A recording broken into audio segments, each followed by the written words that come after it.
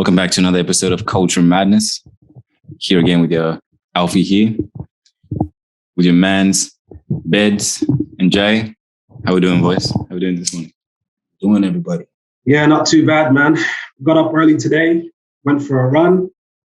I'm just excited to jump into this pod. That's it, man. That's it. It's raining out here, so we're just getting started. Nothing going on down here. It's all rain, but it's conversation. Is it at least sunny? Nah, it's not. It's not sunny at all. In Sydney, pissing down rain all week, man. Pissing down rain all week, man. We're getting that Melbourne weather this week. At least you've got sunlight. It's like 8 a.m. here. There's no sunlight outside. I'm having to use this light. It's depressing. Yeah, man. But yeah, boys, let's get into this topic today. We're talking about the toxicity of social media today. I know we've all got varying opinions of how we feel about social media and how we interact in social media. But yeah, we're going to get into it today and talk about how we feel about these things and how that impacts our mental health, specifically our generations and the subsequent generations that are coming along, and how that's just going to change life and how we have to adapt to this way of living and how we can mitigate the psychological risk and all sorts of things. But we'll get into it. But first of all, I just want to talk about what do you guys think about social media? How do you use your personal social media right now? Are you on Insta? Are you on the gram? Are you on TikTok? What are you guys on? We'll start with DJ. For me, right now, I'm on nothing. I've been off IG for over 6 months, off Snapchat. The only thing that I have is LinkedIn, and that's for work purposes and networking and all that. I'm not sure if YouTube is technically, a social media platform, but I watch a lot of videos on YouTube. TikTok, I'm really thinking about getting into TikTok, just to have a page where I talk about all things African history, music. That's what I'm passionate about. But right now, I'm at a stage in life where I'm like, with everything that I do, I need to be strategic. If I'm on Instagram, then because I plan to get back on IG, but when I do get back within the next couple of months, I'm strictly on as an artist, as a creative, as a filmmaker. So I'm there to showcase the work that I'm doing, maybe some things that I've been working on, and just essentially and strictly promote myself. That's it. So the strategy for me is just to use social media instead of allowing social media to use me. Because you got to be strategic with it. In the past, I've wasted countless hours just scrolling. And I'm like, what the hell am I doing? And one day I just had a wake-up call. I'm like, listen, I'm more invested in this than I am in my real life. So I need to take a break, need to declutter my mind and just refocus. So to answer your question, I'm on nothing at the moment, but in the coming months, I plan to get back on IG, Facebook, YouTube, as John Marsha, the filmmaker, those three, the filmmaker and the artist. And then TikTok, I might jump on that just to express myself, talk about African history and African music, as I mentioned. That's dope. Yeah. That's awesome. How about you, Bedz? At the moment, I've taken a break from social media, actually, all platforms. Amen. Another one. Yeah. That's the way to go, my brother. It's just like, it's kind of similar. Like, I've noticed it does take a lot of your time. Like, you don't really notice how much time you've been spending on it. You can be scrolling and you find out that it's taking a lot of your time. And I have that, there's this app on my phone that tells me how much hours it's spent, like on my phone and what app and so and so. So it's just like, and to actually see how much hours you've spent, like in a day. Yeah, it's crazy. Or the new Apple update with the screen breakdown. Yeah, it shows you exactly how many your screen time. Yeah, 24 hours. How much time you've spent, and within 24 hours, and it just put me off because you know sometimes it's like you don't think how much time you spend on it instead of your own life. You know what I mean? There's like things that you need to get done. And for me personally, it took a lot of my time. So I had to take a break away. But when I get back, it is strictly just to promote myself.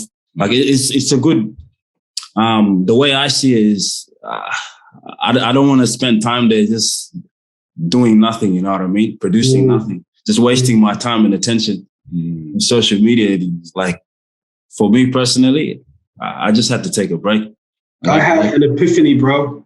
I was like, chat. And it was weird. It was this weird moment that I had. Okay, when you guys speak to yourselves in your mind, do you speak to yourself in English or in other languages?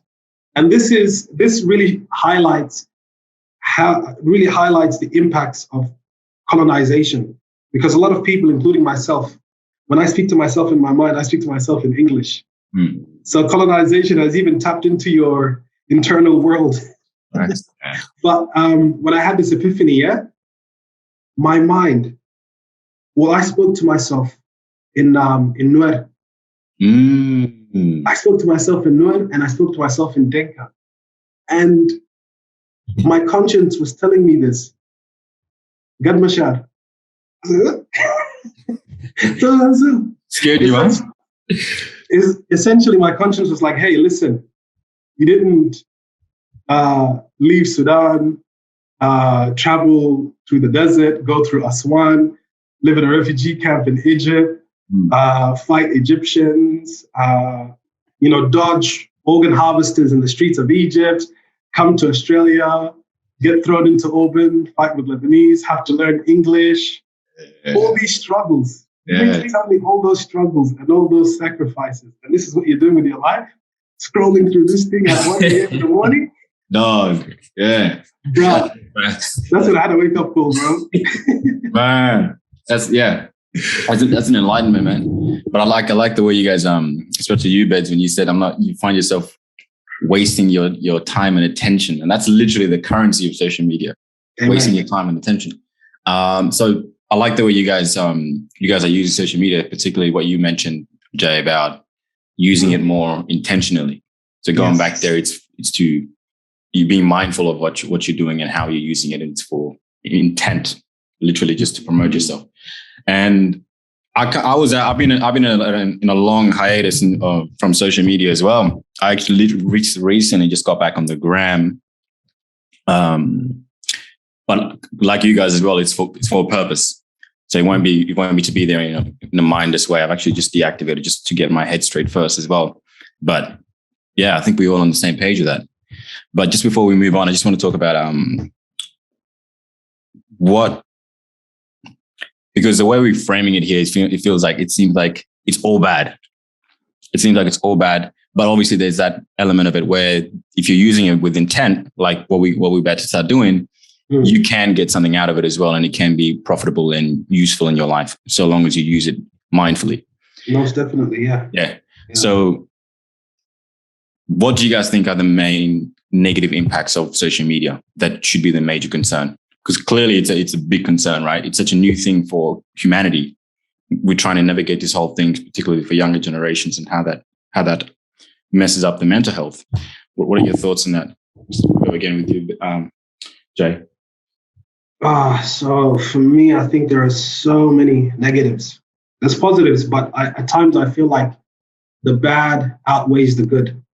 And my biggest concern is because I have younger siblings, and most of them are teens now. So with teenagers, I think when they're online, they're always comparing themselves, and they equate likes to how much people actually like them in real life, So comparison, that's definitely the first negative thing. So people compare and they have very unrealistic expectations of themselves. For example, some people might hop online and compare themselves to celebrity and say, listen, J-Lo is 50 and she has body goals and she's super fit. Or a younger person might look at Bieber and say, oh, listen, look at the way his body is and why isn't my body like that? But they never really take the moment to think to themselves, hang on, this person is a celebrity, they're a millionaire, and they're out here posting photos saying, listen, look at all the hard work that I've done, but behind them is a whole team. These celebrities and influencers have nutritionalists that not only meal prep for them, but they also give them a breakdown of everything. Yeah. So they don't need to measure, the calorie intake or anything of that nature. That work is already done for them by a nutritionist, right? Who looks at your body type, your age, and all of that science. They have personal trainers, world-class personal trainers. They've got everything at their disposal, right? And here you are, an everyday Joe, grinding, multitasking, do a million things, right? You're trying to be the person who measures the calorie intake, who does the meal prepping, who researches the science behind it. So that sort of comparison is unfair, and I don't like when people do that. They compare themselves to people that are somewhere else in life. And I have another friend who's really into fashion. It's like, man, I'm trying to get a new wardrobe. These influencers, man, or this person on this page has got clothes for days. Why don't I have clothes? This guy's getting sponsored by big brands and they give him free clothes. Yeah. Look at what's happening behind the scenes. So, and unrealistic expectations and comparisons, that's one. And number two, I feel like, and I'm guilty of this, people are more invested in social media or making connections in social media than making connections in real life. I had friends that I knew online, and I would go months without seeing them and have minimal conversations. And you'd say, oh, I know that person, but in actuality, you don't spend time with that person and you don't know them on a much more deeper and personal level. And it wasn't until I got off social media that I really started to realize that. And now it's like, if I want to have a conversation with somebody, we're meeting in person, we're exchanging that real life energy and really engaging with one another. So people, so that's the second thing. And sorry, I know this is a bit long-winded, but the third thing is, the third thing I would say is time wasting. Yeah, time wasting. People are just wasting time and not doing things in real life. And this is not to put down artists of this day and age, but I watched a video last week, and what's her name? Queen Bee. This is what she said. She said, today people really don't appreciate, especially artists and creatives, don't appreciate the importance of disciplining yourself behind closed doors and releasing a solid body of work. There's a lot of creatives out there. I have friends that are creatives. They're like, oh, I've done this and I've done that. Or here's an image of me. Here's a little snippet of this. And it's like, dude, release an EP, release a mixtape, release something solid. Do you know what I mean? Right. And it comes from a place of love. I'm not putting these folks down. So yeah, people don't really focus on making real life decisions because they're distracted with social media, wasting time. Yeah. What about you, Bedz? Crazy. The one that I can think of, right, is it's just that fake image, right? And it's not something you can help. That's it, right? Because what do you post? You don't post the negative things you're going through. You're not gonna it's a real, yeah. Yeah, you're not gonna post that you're depressed, or you're not gonna post that things are going bad for you in your life, No one's gonna do that.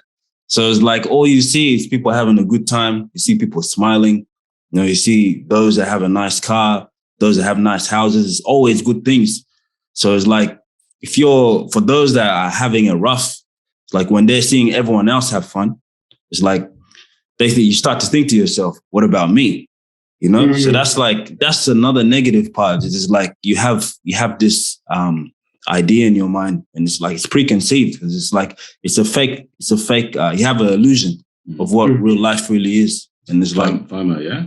They've got this FOMO, that's it. FOMO, yeah. It's bigger than we think, man. That FOMO. Big. And it just social media just feeds into that machine. But yeah, go on, Bedz, man. Yeah. That affects the young people the most, because it's like they're still trying to figure out who they are. So it's like when they see everyone else kind of excelling and everyone else doing well, they think to themselves like, "What about me? Or who am I? Or so how can I fit in? I'm not fitting in. I don't have enough friends. I don't have enough likes." You know what I mean? So it's like, and it's like another thing too is you when you get a lot of messages and stuff, it actually does really makes you feel good. Like you get dopamine, right? Yeah. But then in the end of the day, when you notice that nothing in real life actually happened, it makes you feel depressed, because you feel like you haven't accomplished nothing. Like, you know what I mean? You might have gotten likes. Yeah, it's a mismatch. Online, there's all this attention and all this achievements in terms of likes and engagement. But then in your real life, it's like there's nothing that is concrete and solid in terms of achievements. Yeah. Nothing concrete, nothing tangible. You know, like that. Yeah, that's another illusion. You know, and that makes people unhappy. But yeah, like you're right, man. Like FOMO. When you said FOMO, I'm like, yo, hit the nail on the head. It's huge, but not that feeds into another chain as well. That connects to another chain too, which is these young, especially the younger you are, man. Like if you don't have a strong sense of self, it can really, really ruin you. Because all of that we just spoke about, the comparisons, the FOMO, I want to be like this person who's out of your life experience completely, has no connection to how you were raised or where you were raised. Doesn't share the same socioeconomic background as you. Has nothing that you can relate to aside from your age or maybe your shared skin color. Nothing else is what you look at. And you're like, yo, I should be like this person. It's completely irrational. It's completely irrational, man. Like you're like, I want a new wardrobe, but you need to live within your wage. You get me?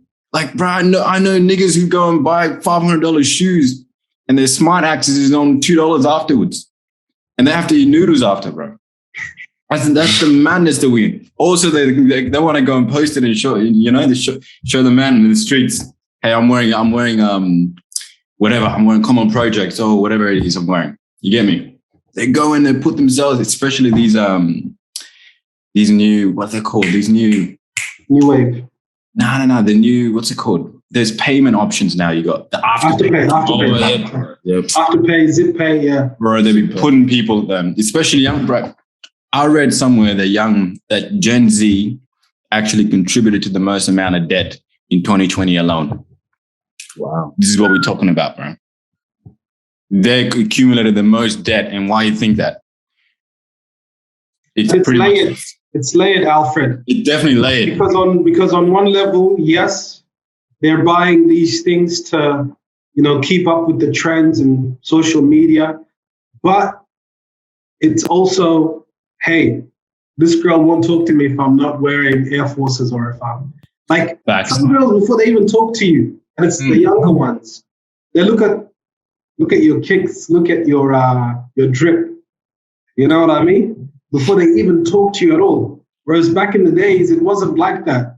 For you to get a girl's attention, you had to have confidence, charisma, or something that would make you stand out. You can dress like simple. You can even dress like a bum. Yeah. But if you got game and if you've got something to connect with this girl, yeah, easy. Nowadays, you won't even reach that level of starting a conversation unless that initial screening happens. You're curved. You're curved from before you approach. Yeah, before you even say anything, yo, I don't like your kicks, or you know what I mean, or like this guy can't dress. You know what I mean? Oh man, that's true, bro. That's facts. So it's layered. Oh, it is. It is. a good point. Oh man, but think about it too, right? But some people be buying outfits and they don't even wear them out too often. They just want to take photos and just post them on social media. You get me? Outfits that they ain't gonna wear again. So it's a bit of a how's it going type of thing. You get me? Are they returning the outfits? Because I heard there's some people that will wear and return. That's another thing, bro. You gotta know. People we don't know the behind the scenes. People might be returning outfits. Exactly. These influencers might be just buying and then returning, and you, a commoner who's trying to get your life together and make moves, are under the impression that, hey, this person owns this thing, and then you go out of your way to get yourself in debt, buy things that are out of your budget. Yeah. Why? Especially these new designer movement. Niggas who can't afford designer, they look at their boys on social media. But I know guys on social media who rent designer stuff and return them after, right? Because they're rental. Post them up on the gram, and people get this false impression that they own this stuff, that they're on that level of on that tax bracket. I didn't even know you could rent. Yeah, there's a big rent movement going on now, man, especially with designer wear. Suits and all that kind of stuff, like nice designer t-shirts.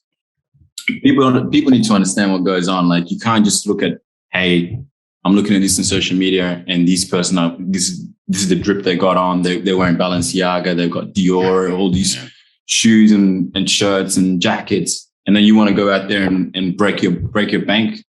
Your pockets aren't that deep, my brother. Can't do that, man. Uniqlo is the way to go.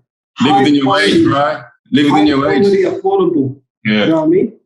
Yeah. But to get to more like serious topics about this, I was just telling you boys off air about that documentary, The Social Dilemma.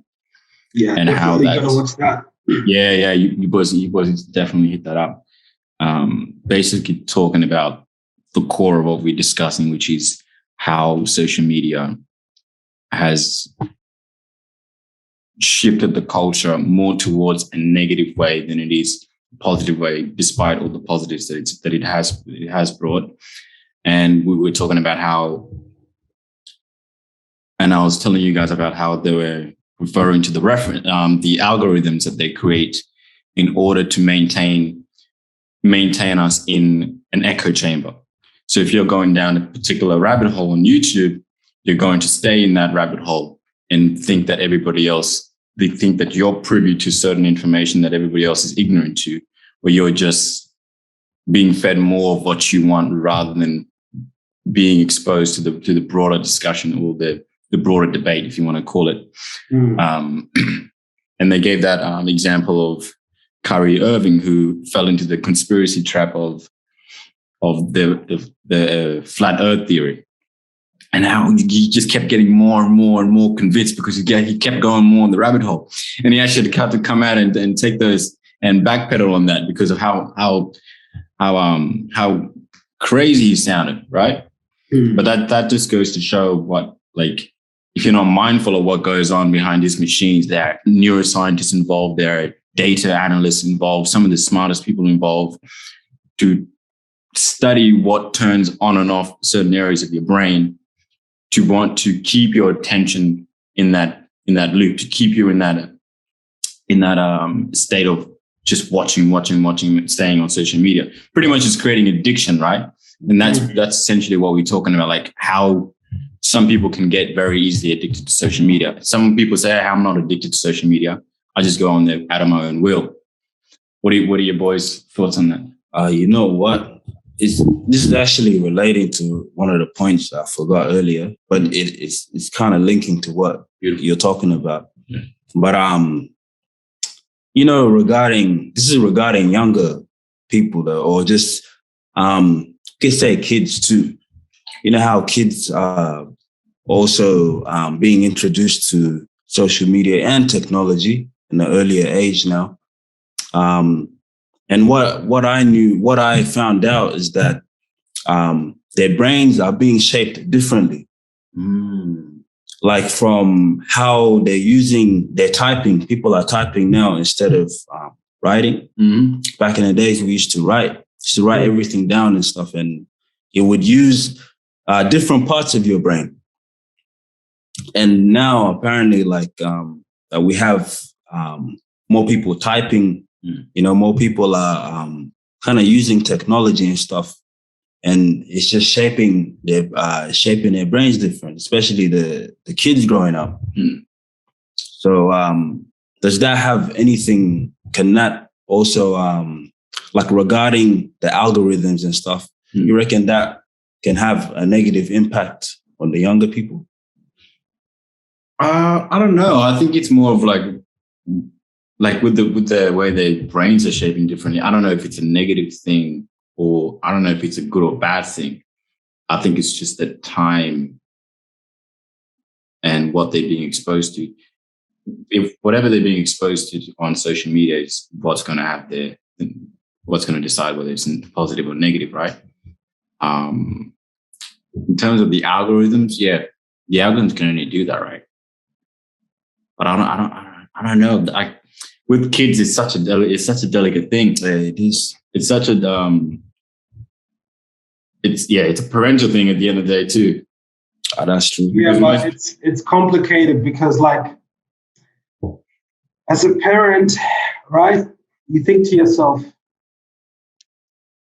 I don't want my kids on social media or heavily using the online space like that, right?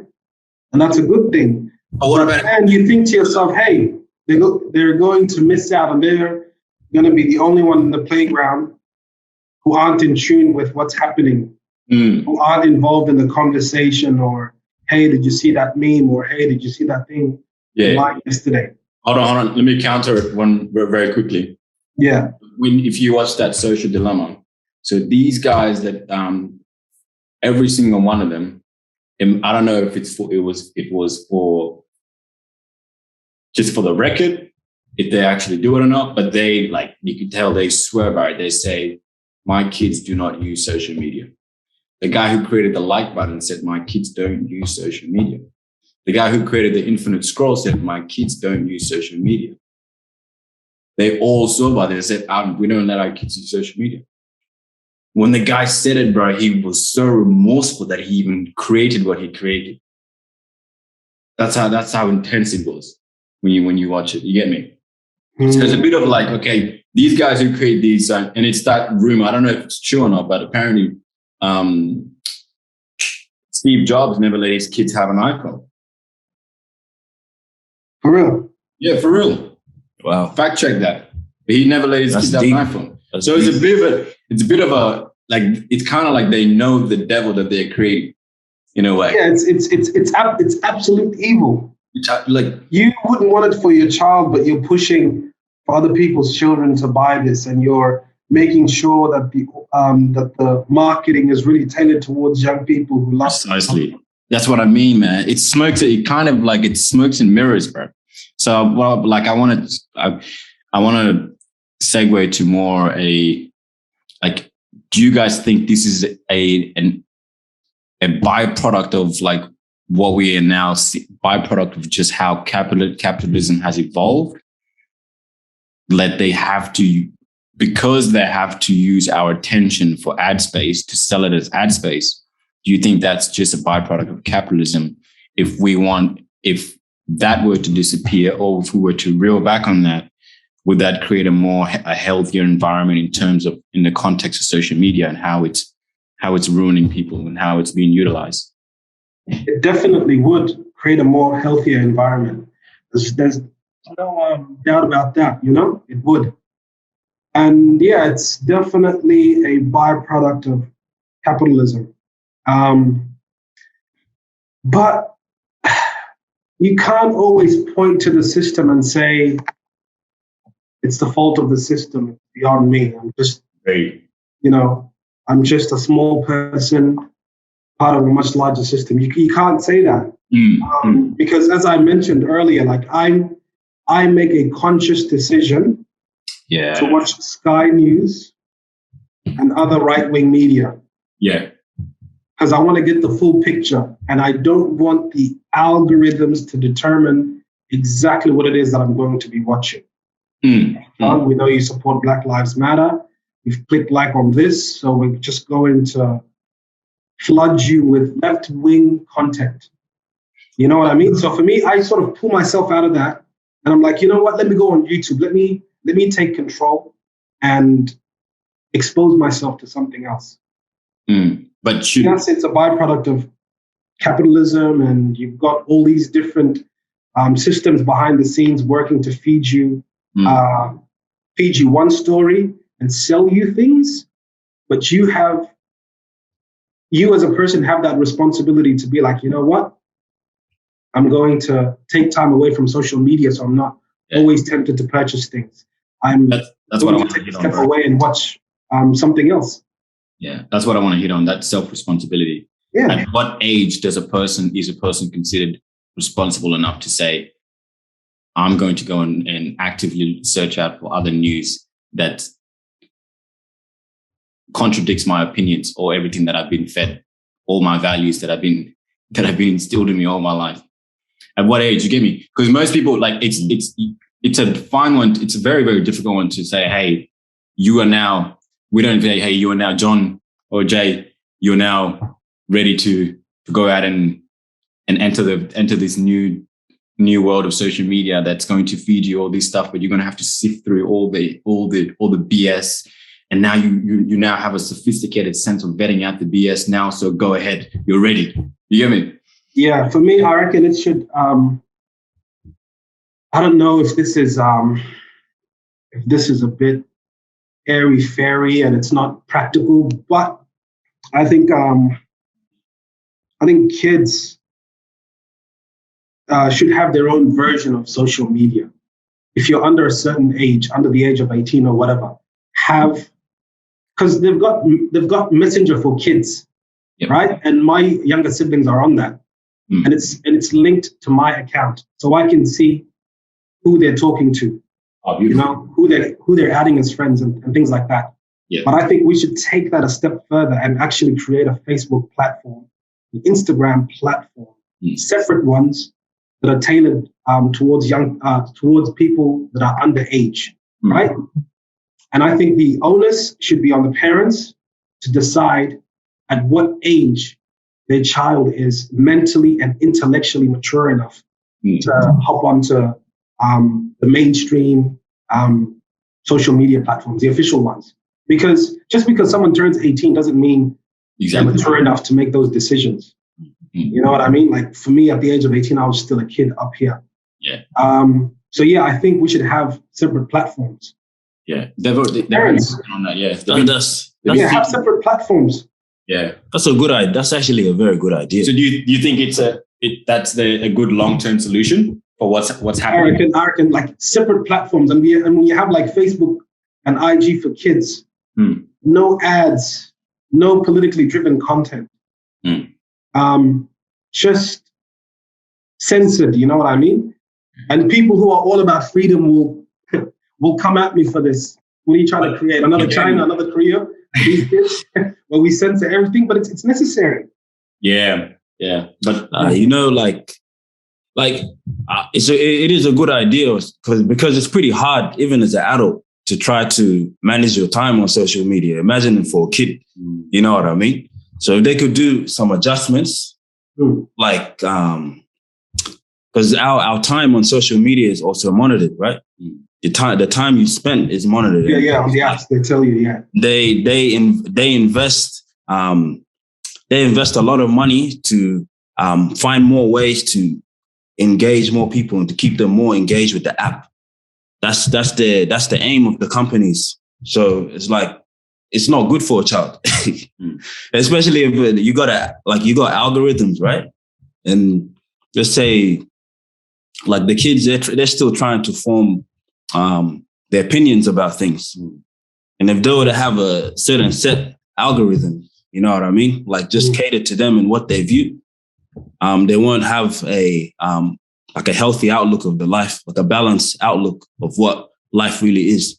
So it's like, for us, it's hard enough, but it'll be tough on kids. Yeah. It's like, listen, child, you're not going to get your news from Facebook because it's one-dimensional and it's only going to feed you what you want to see and what you want to hear. Sit down as we did, right? Watch TV, watch SBS, world news that gives you a holistic thing. Here's the facts. There's no, hey, we're a left-wing or right-wing media. You know what I mean? Like, that's how I grew up. I just watched what was on TV, and it kept me updated on what's happening in the world without me really saying, hey, without me really developing a strong sense of I belong to the right or I belong to the left. Do you know what I mean?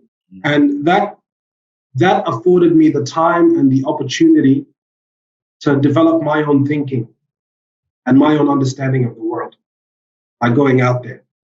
But these kids, before they even step out into the world and mature, they're already scrolling like, I hate Trump. Or something, you know? Like it's almost like they're being programmed before they can become a person of their own, before they can even mature.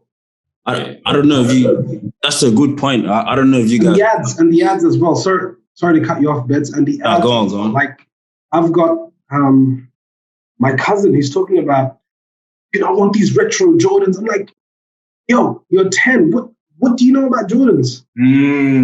How do you know about all these high-end big brands, you know? And it's like, oh, hey, I want this new thing. Kanye or whatever rapper collaborated with this big brand name, and I want that, Uncle John. How do you even know? I don't even know about that. You're 10 years old. And you have to put a machine start. But they're being programmed because they're on social media and the ads are coming in. So you just need an ad-free platform that doesn't make these kids materialistic. You need a platform that is free of all that political nonsense. That's a bit idealistic, bro. I told you it would sound airy-fairy and idealistic, but look at the state. Look at the state of our world, man. But that goes back to the question, like, the purpose of these platforms is the number one. I'm not saying, okay, Alfred, I'm not saying. Okay, no, before you go there. Okay, before you go there. I'm not going to fund it. I'm not saying a forever thing. I'm not saying a forever thing. Okay. I'm saying until they reach a certain age. Because no, I get that. Yeah. But if you're going to have this separate platform, this incurs cost. If you're going to create an ad-free, no ad space to sell to people who are selling to kids. So what happens now? You're now pulling a demographic out of the usual TikTok, Gram, Facebook. You're pulling that demographic out of there. Facebook is already struggling now that Apple has introduced the no track on each app. Now you're pulling an extra demographic out of there. What's going on? You're pulling revenue out of there, brother. And which raises a very important question. Are we living in a society that, are we pushing for a society that prioritizes capital and revenue and money over the mental health of these kids? Do you know what I mean? You put I don't know, man, call me idealistic or whatever, but I prioritize the person. Over, you know what I mean? Like, and we shouldn't really be feeding into that as well. If these companies lose money, it's not the end of the world for them. It's definitely not, bro. I've noticed with corporate companies, a lot of them just, like, of course, they have to focus on making money. It sounds so like, I'm sorry, but you know what I mean? I disagree. I think it's all about money. Yeah, you're defeating the purpose of the platform. If I'm creating a platform and the purpose of that is always going, any business model, there has to be a business model. If you take out the business model, you have no business. You have a charity case. You get me? You're going to have to create another way to sponsor this. Either there's a new social media that's been created in Europe where people pay a monthly subscription so that they can avoid the ads that are being offered on there. So it's taken it back a bit. It's like YouTube. So you can do that. Yeah, YouTube has both of these business models, which is why they work so well. This particular social media is like a Facebook. but you pay a particular subscription to remove the ads. Yeah. Yeah, it removes the ads, so you pay your own money. Well, then, okay, that's a meeting point, like what would you say? That's a compromise, right? Yes. The companies can still have their revenues and still push their ads, but the parents have the option of saying, you know what, we'll compensate you by purchasing this version of the app that allows us not to have ads for the kids. That's fair. But it has to be minimal, the cost. Yes.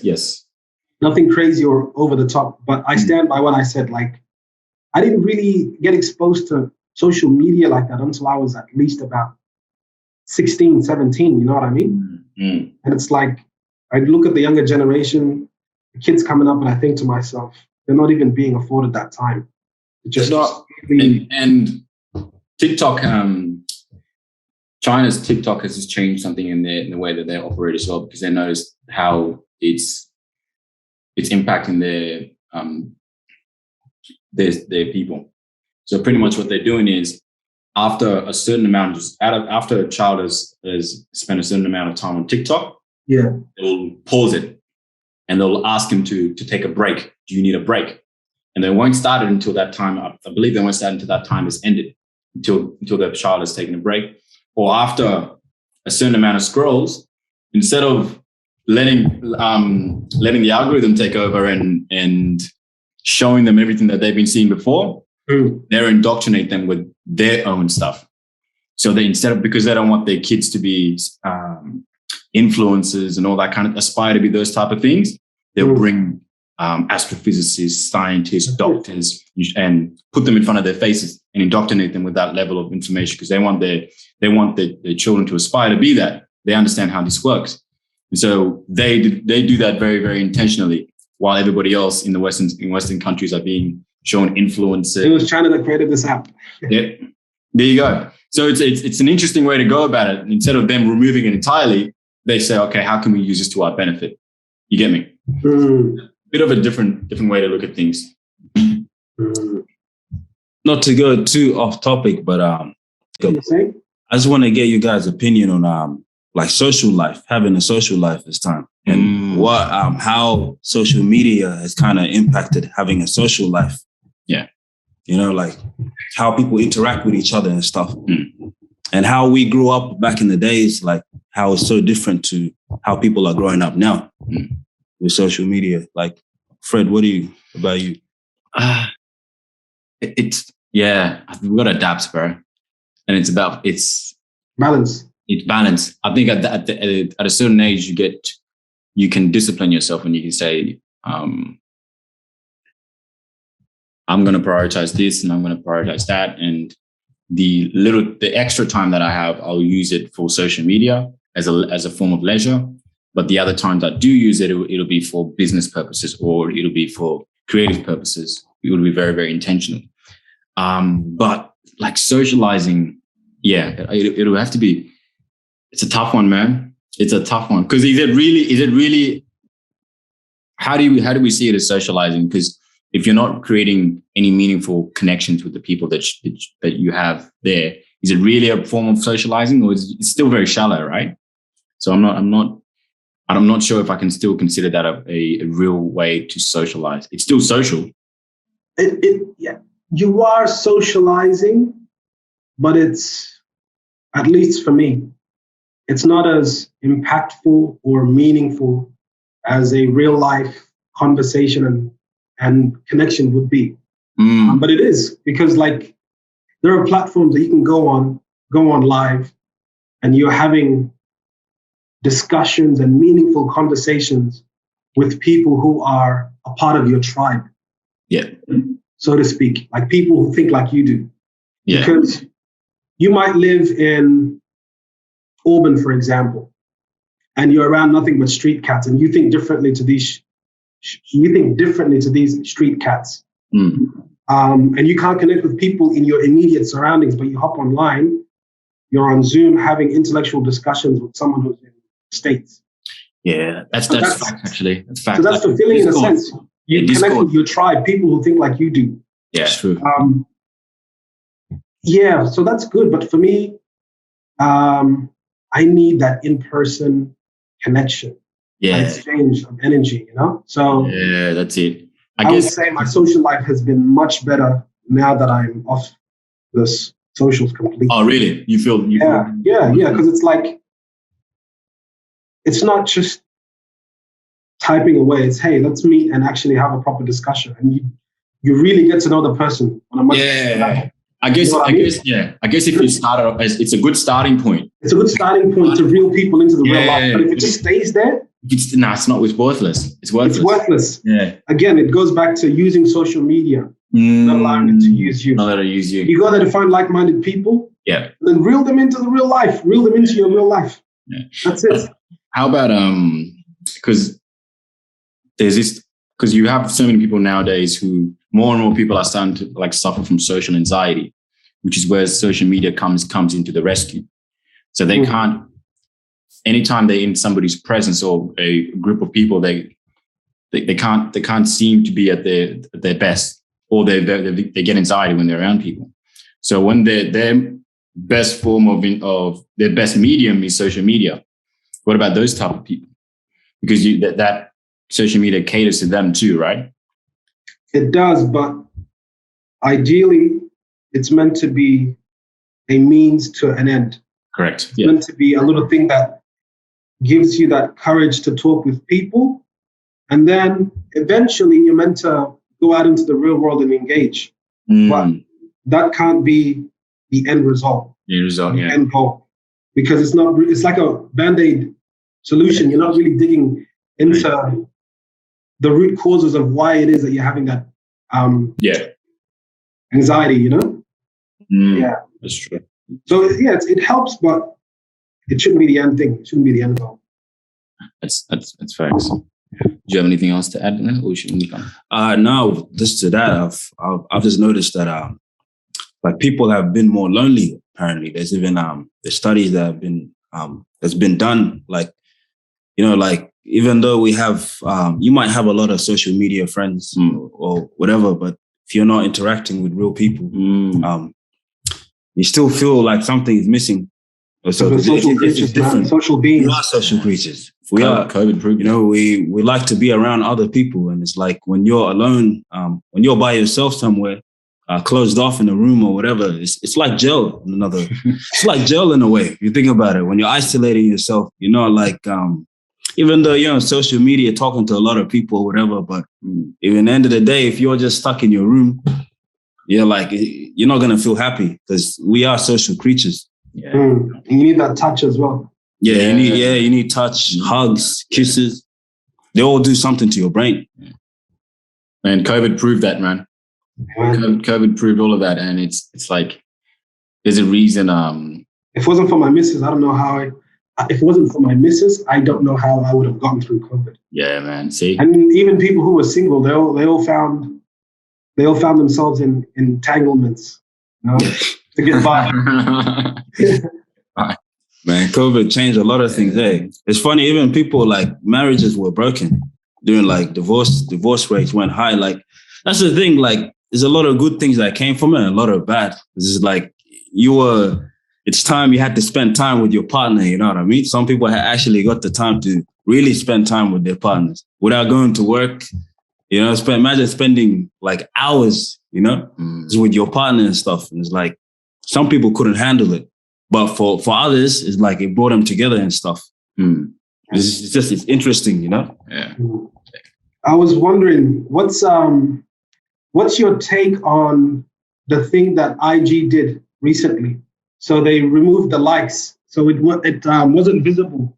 You couldn't actually see on a post the number of likes it had. Yeah. All of that was replaced with names. And you had influencers furious saying, listen, we need the likes as a metric to negotiate and sell the products that we have or the products of other people. Yeah. And when you remove this, you're essentially crippling my ability to really make money and make moves. And I've been doing this for years. And then on the other side, you've got mental health advocates saying, hey, it's a good thing. You know, like people aren't comparing themselves anymore, reduce anxiety. So yeah, what's your take, boys, with IG removing the likes? Well, before that, did they now give the option to do both? Or I haven't been on IG for a minute now, so I'm not too sure. So I remember when it first happened, when they removed those likes. Yeah, people went mad. Yeah, I agree. I think that would have been definitely a helpful thing for the general public. For the general public, I think it's helpful. It would have definitely reduced like anxiety for a lot of people, I imagine. I don't know if they looked into that and how that impacted people. But yeah, I think it's they would have had to find a way for these influence. I think the influencers could have just been like, or the people how they make their money how they measure their influencing could have been using different metrics, right? Because now they've got professional accounts. Why don't they just use their engagement numbers instead of having to show likes and all those sorts of things? Because now, like you're not more important than the general public, even though you're included. But you get me. I feel there was definitely a good move. It was definitely a good move. It reduced that level of anxiety where people were just like, I gotta do this, I gotta do that. I gotta keep up the streaks, I gotta keep up the likes. Yeah. Keep up with it. Yeah, like it's just continually chasing that affirmation. Get me? Continually chasing that affirmation. So I agree with that, man. I agree with that. Yeah, me too. Like your brain does it releases dopamine every like you get. You know what I mean? It's like makes you feel good. So it's like taking that away. In a way, like not having to worry about it, how many likes you got a lot. If you have a little bit, it's not going to affect you either way. So it's like, I think it's a good thing. Like when I saw it, it's like, it was nice. It was nice to see. Yeah. It's kind of a maturity thing too, isn't it? Like, in what sense? If you get to that point where you're emotionally mature enough and you're sure of yourself, it doesn't really bother you either way. Yeah. For me, it doesn't bother you either way. So what they're looking out for are the people who still feel that need. You get me? Mostly the younger ones, because they're still developing who they are, forming their identities, right? Yeah. But what do you think, Jay? Yeah, for me, I embraced it. I welcomed it. I said, yeah. This is great. But like on a personal level, I didn't really care. Either way, it works for me. I have likes that are visible or not visible. It doesn't bother me. But for the benefit of the people that it does bother, I think it was a great idea. And as you said, reduced levels of anxiety and things of that nature. So it was a great idea. I'm not sure if they still have it on though now, or if they have the option of like the user deciding on whether or not to make the likes visible. I'm not too sure. They may now, for the sake of the influencers, and all of that. They might have that. But yeah, it's been a bit of a lengthy discussion, but it's been a good one. I think we missed maybe 1 or 2 points, but we think we'll leave it at that, and any last words, boys? No last words, but I will say this to our viewers. Just keep an eye out on the socials. So look up Cultural Madness Podcast. We're going to be releasing 3 episodes within the span of maybe 2-3 weeks.